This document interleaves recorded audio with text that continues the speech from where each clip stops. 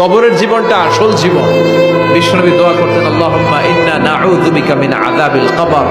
আল্লাহ, আমি আপনার কাছে কবরের আযাব থেকে পানাহ চাই, কবরের আযাব থেকে বাঁচতে চাই।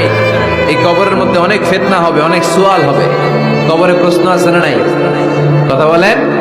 প্রথম প্রশ্ন জিজ্ঞেস করা হবে, মার রব্বুক, তোমার রব কে? বলেন, আমাদের রব কে?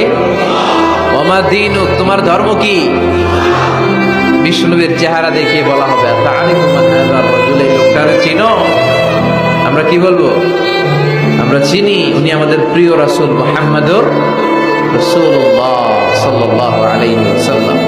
এরপরে জিজ্ঞেস করা হবে, এগুলো কোত্থেকে শিখলা? আমরা বলবো, কোরআন থেকে।